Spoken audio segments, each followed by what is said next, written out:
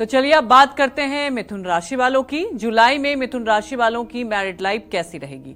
जुलाई में किस family member का मिलेगा साथ और किससे हो सकता है विवाद?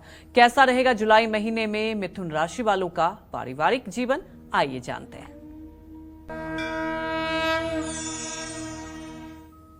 जुलाई महीने में मिथुन राशि के जातकों को जान लीजिए कि महीने की शुरुआत में सूर्य और शुक्र की स्थिति रहेगी और आपके व्यय भाव में 12वें स्थान में बृहस्पति रहेंगे पूरे महीने और आपके कुटुंब भाव में बुध की स्थिति है चंद्रमा के घर में।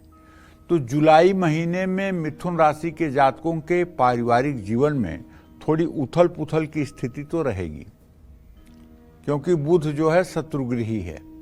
चौथे भाव में केतु और 10वें भाव में राहु स्थित रहेंगे, जिससे घर में कलेश बढ़ेगा। परिवार के सदस्य एक दूसरे पर ज्यादा ध्यान नहीं देंगे।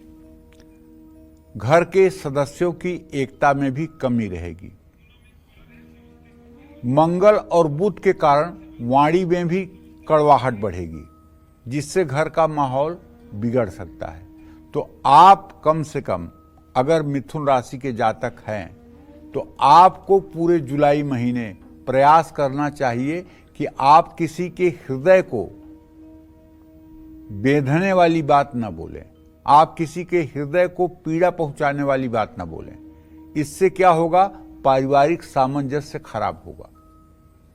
16 जुलाई को जब सूर्य ट्रांजिट कर जाएंगे आपके कुटुंब भाव में, तो परिवार का माहौल थोड़ा सा सुधरेगा।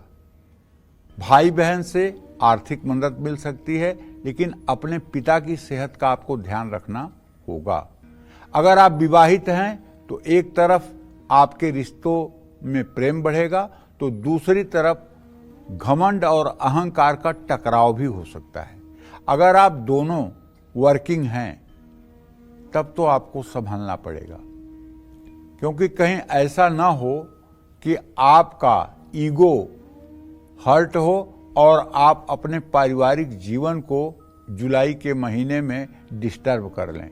इसलिए जैसे मुंह में दांत होता है, दांत से जीभ कट जाती है तो लोग दांत को नहीं तोड़ते हैं, उसी तरह से अपना परिवार दांत है और आप जीभ हैं। अगर दांत से जीभ कट जाए तो परिवार को उसके लिए पनिशमेंट या सजा नहीं दी जाती है, बल्कि उसे क्षमा किया जाता है। इस तरह से परिवार चलाया जाता है। जैसे मोती की माला पिरोई जाती है, उसी तरह से परिवार को सजो कर रखा जाता है। अगर एक मोती की माला टूट गई तो माला बिखरने में समय नहीं लगेगा।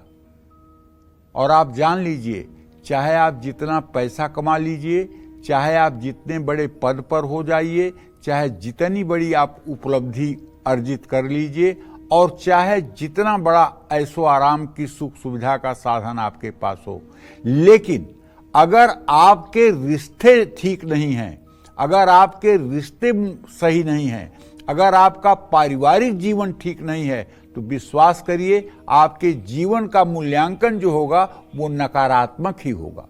कभी आप सफल जीवन के व्यक्ति नहीं माने जा सकते। सफल जीवन का व्यक्ति वही है जो चाहे नमक रोटी खाता हो, लेकिन उसके परिवार में समरसता हो, उसके परिवार में प्रेम हो, उसके परिवार में सौहार्द हो और उसके परिवार में एकता हो। सचमुच में सुखी जीवन उसी का है, क्योंकि भोग विलासिता से कभी किसी की तृप्ति नहीं हुई है और ये संसार ही भोग विलासिता के चक्कर में पड़ करके भाग रहा है। तो चाहे अभाव की ही जिंदगी हो, लेकिन अगर परिवार में कुभाव न हो तो जीवन एकदम सही और सुरक्षित और व्यवस्थित होगा। आज रात हुई है तो कल दिन हो जाएगा, आज दिन हुआ है तो कल रात हो जाएगी। दुख सुख एक सिक्के के दो पहलू हैं।